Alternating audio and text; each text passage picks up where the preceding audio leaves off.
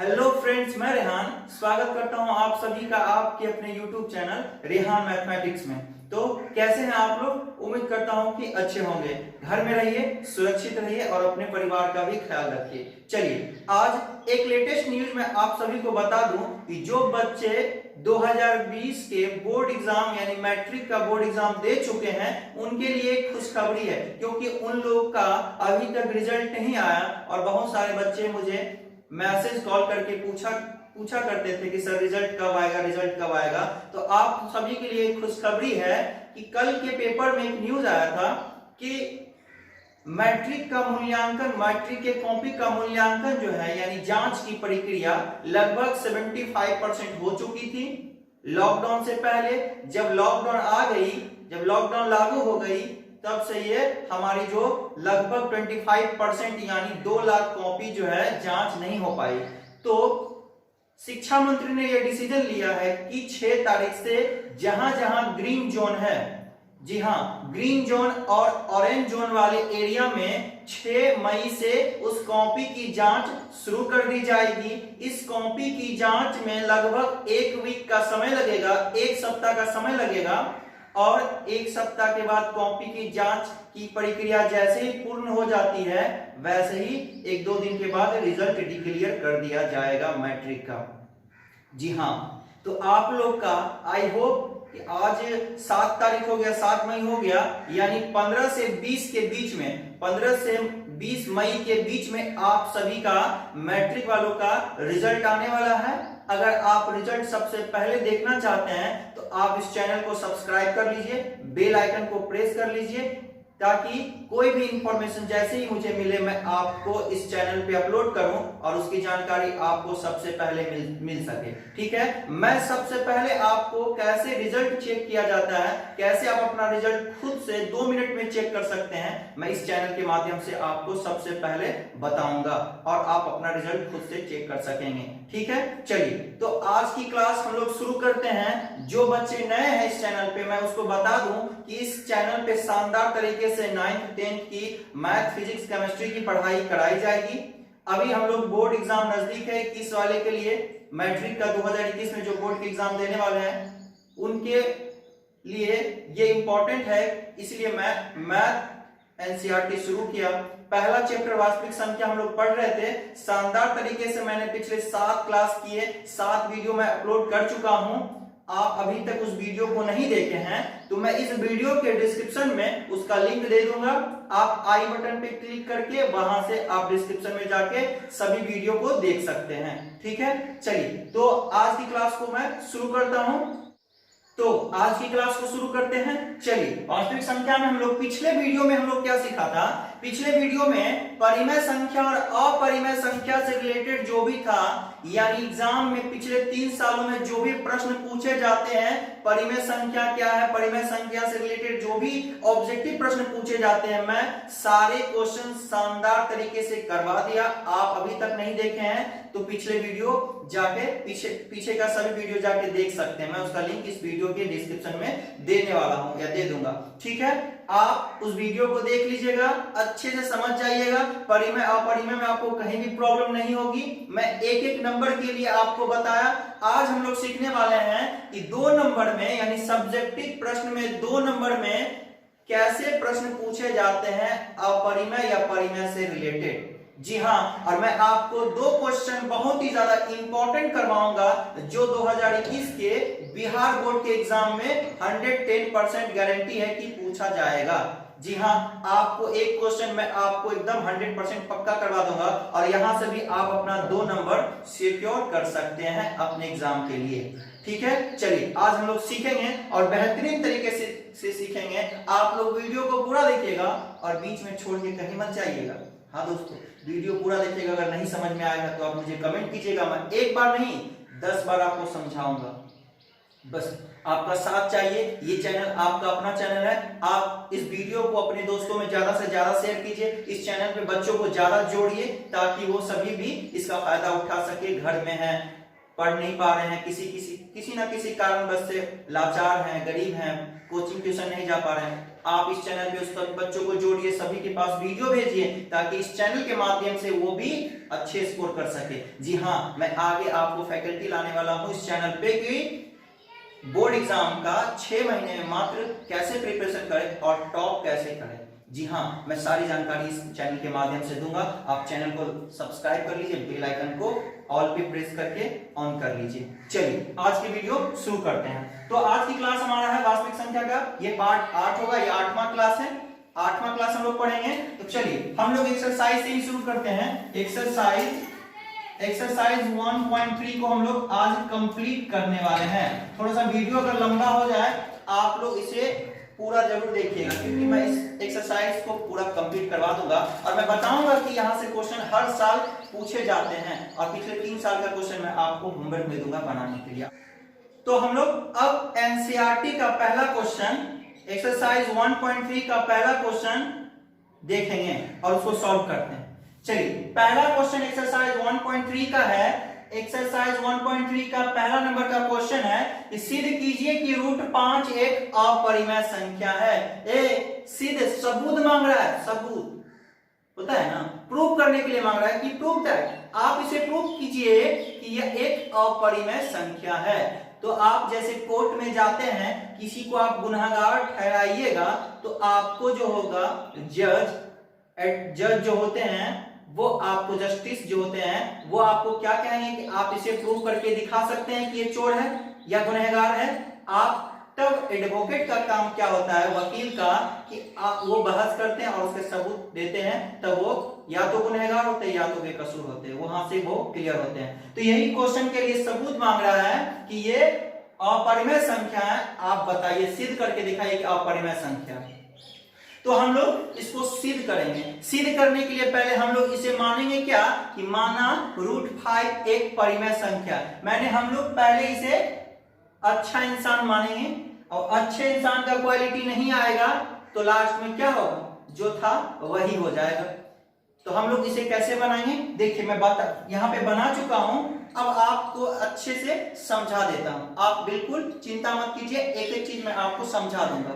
थोड़ा सा भाषा वाला क्वेश्चन है, लैंग्वेज प्रॉब्लम होगी आपको, एक दो बार नहीं, कम से कम 4-5 बार आप इसे रिवीजन कीजिएगा तो आपके जहन में, आपके दिमाग में सेट कर जाएगा। और ऐसा ही भाषा बोर्ड एग्जाम में लिखना होगा आपको। और ये बता दूं मैं दोस्तों, ये क्वेश्चन का बनाने का तरीका कई सारे तरीके हैं, लेकिन मैं सबसे आसान और बेस्ट तरीका बताया हूं। यूट्यूब पे और भी तरीके से पढ़ाए होंगे, लेकिन मैं आपको सबसे आसान और सटीक तरीका दिया हूं, कहीं भी गलती नहीं होगी। ऐसा ही क्वेश्चन, ऐसे ही भाषा हर एक क्वेश्चन में लिखना है, किसी के लिए कुछ भी अलग नहीं करना है, ठीक है। चलिए क्वेश्चन मैं पहला क्या बता दूं कि ये क्वेश्चन 2014 और 15 बिहार बोर्ड के एग्जाम में पूछे जा चुके हैं, और भी 2-3 साल पूछे, मुझे डेट याद नहीं है, लेकिन ये 14 और 15 के एग्जाम में पूछे जा चुके हैं और ये आपके एग्जाम 2021 के लिए इंपॉर्टेंट है। ये बोर्ड मॉडल क्वेश्चन मैं बनाया हूं ट्रिपल स्टार, 2021 में इसकी आने की संभावना बहुत ही ज्यादा है। अगर कोई क्वेश्चन पूछेगा सिद्ध करने के लिए तो ये रूट 5 भी आपको देगा, आप इसे बोर्ड मॉडल बना लीजिएगा। पहला क्वेश्चन क्या है, सिद्ध कीजिए कि रूट 5 एक अपरिमेय संख्या है। तो हम लोग क्या मानेंगे कि माना कि रूट 5 एक परिमेय संख्या, सिद्ध करने के लिए बोल रहा है अपरिमेय, लेकिन हम लोग मानेंगे क्या, परिमेय। परिमेय मानेंगे तो परिमेय का सब बात होना चाहिए ना, लेकिन नहीं आएगा परिमेय का कोई भी बात, तो लास्ट में से हम लोग अपरिमेय डिक्लेयर करेंगे। तो हम लोग मान लिया कि माना कि रूट 5 एक परिमेय संख्या है। अब बोलिए इसलिए जब परिमेय संख्या होगा तो रूट 5 इक्वल टू पी बटा क्यू होगा ना, रूट 5 बराबर पी बटा क्यू होगा ना।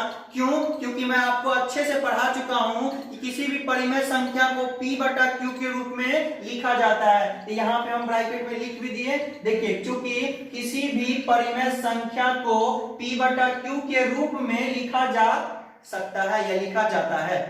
आप ये बात एग्जाम में लिख भी सकते हैं, नहीं तो आप नहीं भी लिख सकते हैं, इसके लिए आपको कोई नंबर नहीं काटने वाला, ठीक है।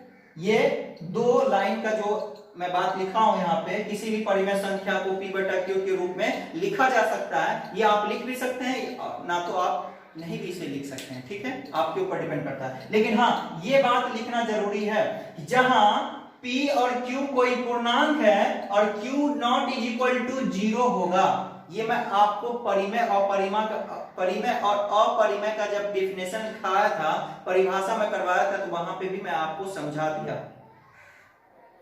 कि वैसा संख्या जिसे p बटा q के रूप में लिखा जा सके जहां p और q कोई पूर्णांक हो तथा q nought is equal to 0 हो, मतलब कि q का मान कभी भी 0 नहीं हो, तब उसे परिमेय संख्या कहेंगे। तो यहाँ पे मैं √5 इक्वल टू p बटा q वही बात लिख दिया। यहाँ पे क्या किसी भी संख्या को p बटा q के रूप में लिखा जा सकता है, आप लिख भी सकते हैं, नहीं भी लिख सकते हैं, लेकिन ये बात आपको लिखना पड़ेगा कि जहां p और q कोई पूर्णांक है और q is equal to nought 0। यहां से हो गया। अब इस क्वेश्चन का अगला स्टेप क्या होगा, जब सिंगल वाला क्वेश्चन पूछा जाएगा मैं आपको आगे समझाऊंगा, नहीं तो आप यहाँ पे फिर आपको बाउंस कर जाएगा। मैं आपको पहले इसको समझा देता हूँ। जब सिंगल वाला क्वेश्चन हो तो हम लोग डायरेक्ट लिखेंगे दोनों तरफ वर्ग करने पर दोनों तरफ स्क्वायर करेंगे, स्क्वायरिंग बोथ साइड। यहाँ पे √5 है, इधर p बटा q है। अब डायरेक्ट हम लोग यहाँ लिखेंगे क्या, दोनों तरफ वर्ग करने पे। नीचे जगह कम पड़ता है इसलिए मैं बगल में लिख दिया ब्रैकेट में कि दोनों तरफ वर्ग करने पर।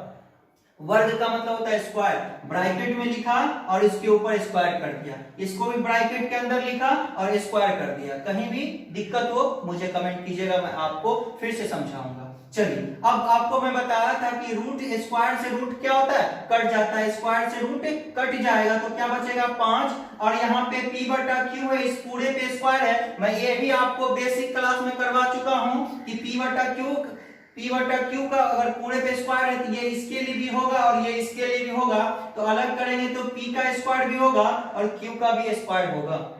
ठीक है, चलिए अब यहाँ पे देखिए, नहीं कुछ तो हम लोग यहाँ से क्या मान सकते हैं 1। देख लीजिए यहाँ पे फिर से मैं बता दूं कि अब नहीं कुछ तो यहाँ पे ऐसे आ गया, नहीं कुछ तो नीचे 1 लिखेंगे। अब क्रॉस मल्टीप्लिकेशन करेंगे, कोना कोनी गुना करेंगे। अब इसको इससे गुना करेंगे, इसको इससे गुना करेंगे, इसको गुना करेंगे q स्क्वायर गुना 5, तो क्या हो जाएगा 5q स्क्वायर, और यहाँ पे 1 से गुना करेंगे p स्क्वायर में, तो यहाँ हो जाएगा p स्क्वायर।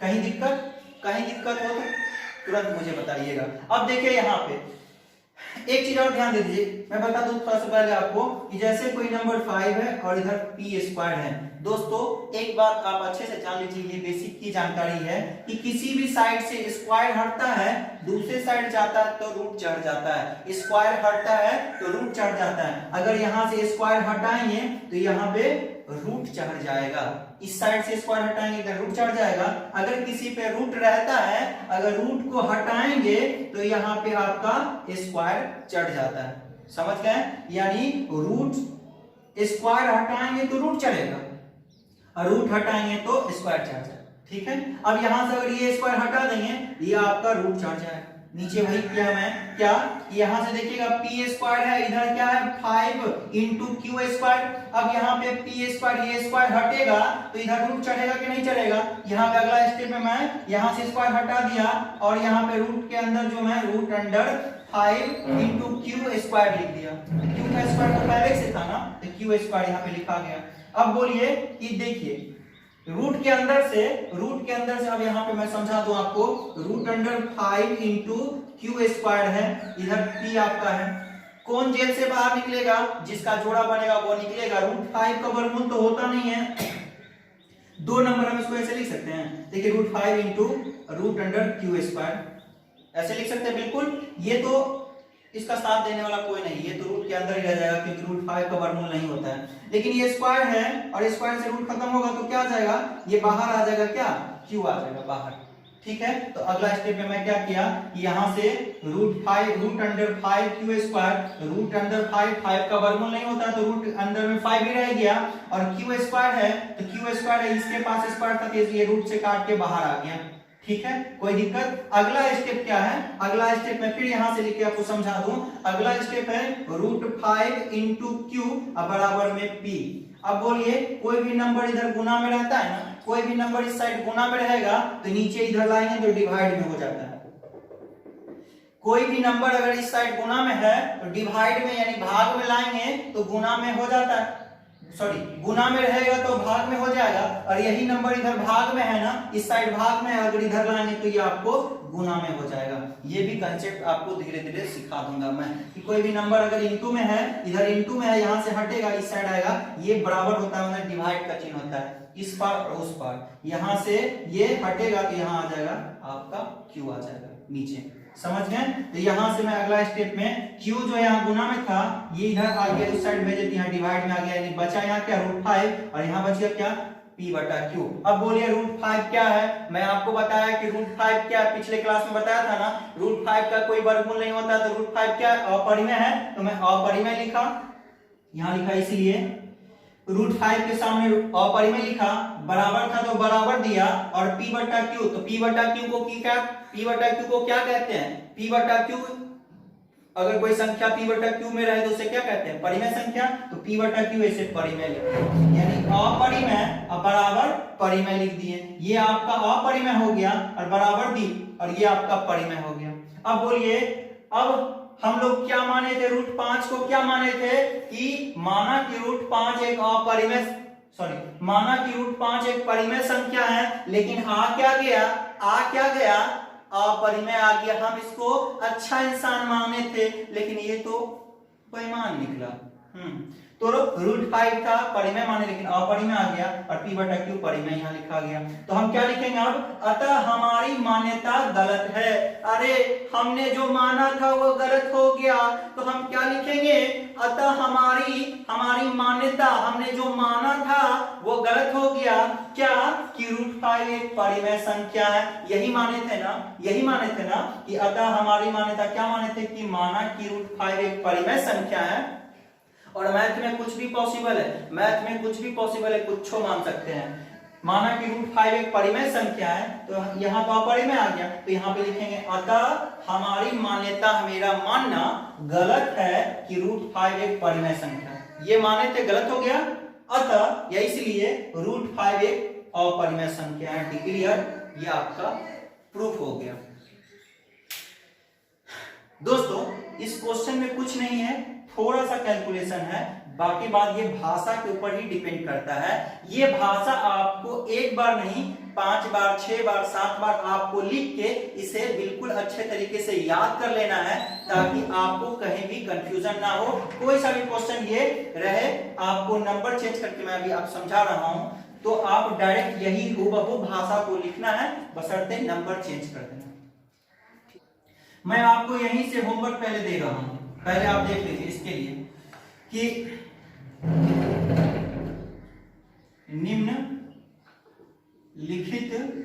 निम्नलिखित को सिद्ध कीजिए कि यह एक अपरिमेय संख्या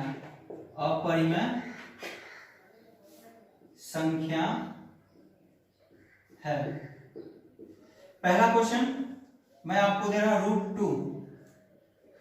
√2, दूसरा क्वेश्चन मैं √3 दे रहा हूं, तीसरा क्वेश्चन अभी जो मैं बताया √5, चौथा क्वेश्चन मैं दे रहा हूं √7, और इसी तरह √11 भी होता है, उतना आगे नहीं जाना है।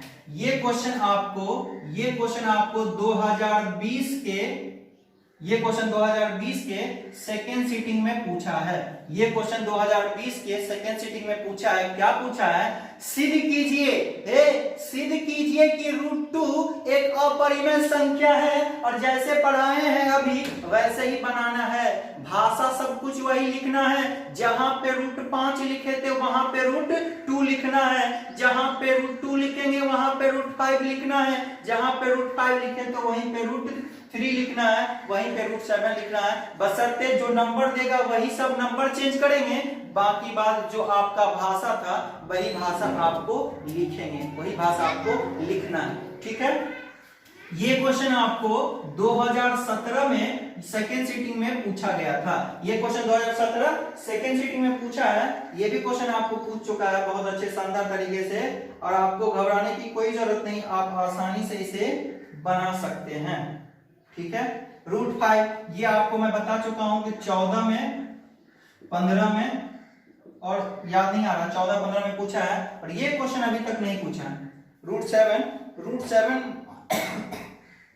रूट सेवन आई होप कि अभी तक नहीं पूछा है, लेकिन पूछ सकता है। लेकिन आपके लिए इंपॉर्टेंट ये question root two, root three और रूट 5 बहुत ही ज्यादा इंपॉर्टेंट है। हर एक साल यहां से प्रश्न आते हैं बदल के, कभी रूट 2 देता है, कभी रूट 3 देता है, कभी रूट 5 देता है यहां से, या कभी रूट 7 देता है। अगर यहां से कोई सा भी क्वेश्चन दे दे, अगर यहां से कोई सा भी क्वेश्चन दे दे, आपको बनाने का तरीका जो मैं अभी सिखाया वही तरीके से आपको बनाना है, बशर्ते लैंग्वेज सारा वही लिखना है, नंबर को बदल देना है। रूट 2 देगा तो रूट 2 लिखना है, रूट 5 देगा तो रूट 5 लिखना है, रूट 7 देगा तो रूट 7 लिखना है। ठीक है दोस्तों, लेकिन आपके लिए ये आपको बोर्ड मॉडल में करवा दूं, रूट 3 और रूट 5 ये दोनों आपके 2021 के लिए इंपॉर्टेंट है। दोनों बोर्ड मॉडल क्वेश्चन है, रूट 3 और रूट 5। आप भाषा को, इन सभी क्वेश्चन को एक एक पेज में 2-2 बार बना लीजिएगा, आपको भाषा याद हो जाएगा अच्छे से, कोई भी दिक्कत कहीं नहीं होगा। अगर किसी चीज में समझने में कोई भी प्रॉब्लम हो, कहीं परेशानी हो, आप मुझे फिर से कमेंट कीजिएगा, मैं एक क्वेश्चन को और आपको फिर से समझा दूंगा। ठीक है, चलिए अब आगे बढ़ते हैं। ये होमवर्क आप लोग राइट डाउन कर लीजिए, लिख लीजिए। तो दोस्तों आप लोग रूट 2, रूट 3, रूट 5, रूट 7 बहुत ही आसानी से, जैसे मैं आपको सिखाया बिल्कुल आप वैसे ही बना सकते हैं। बिल्कुल भाषा सारा वही लिखना है, सभी भाषा वैसे ही लिखना है जैसे मैं आपको हुबहू बताया, बशर्ते आपको नंबर चेंज कर देना है। और हमेशा ऐसे ही एग्जाम में प्रश्न पूछे जाते हैं, सिद्ध कीजिए कि रूट 2 एक अपरिमेय संख्या है, सिद्ध कीजिए कि रूट 5 एक अपरिमेय संख्या है, या सिद्ध कीजिए कि रूट 3 एक अपरिमेय संख्या है। यहां से एक क्वेश्चन आपके 2021 बोर्ड के एग्जाम में गारंटी है कि आएगा। और एक क्वेश्चन ये फर्स्ट सीटिंग या सेकंड सीटिंग में आ सकते हैं, और एक क्वेश्चन और जो अब इसका दूसरा टाइप है, वो दूसरे टाइप का क्वेश्चन मैं आपको आज बताऊंगा। आपको फिर जो दोनों आप उसको मिला दीजिएगा, फिर आप कंफ्यूज हो जाइएगा कि कैसे बनाएं। इसलिए मैं उस टाइप को अगले वीडियो में मैं करवाऊंगा। इस टाइप को आपको मैं अच्छे से समझा दिया, आप समझ गए होंगे। अगर आपको कहीं परेशानी, कहीं प्रॉब्लम हो तो आप मुझे वीडियो के नीचे कमेंट कीजिएगा, मैं आपको अगले क्लास में फिर से समझा दूंगा। आप रूट 2, रूट 3, रूट 5, रूट 7 बना लीजिएगा। रूट 3 आपका एक उदाहरण नंबर 9 है एनसीईआरटी का, और भी क्वेश्चन जो पूछे बोर्ड एग्जाम में बता दिया, आप इसे बना लीजिएगा। ठीक है, फिर इसके दूसरे टाइप को हम लोग अब कल डिस्कस करेंगे, अगले वीडियो में इसे बताएंगे। ज्यादा अगर बताएंगे तो फिर आपको समझने में परेशानी हो सकती है। ठीक है, आज की क्लास को अब यहीं रोकते हैं, मिलते हैं अगले क्लास में।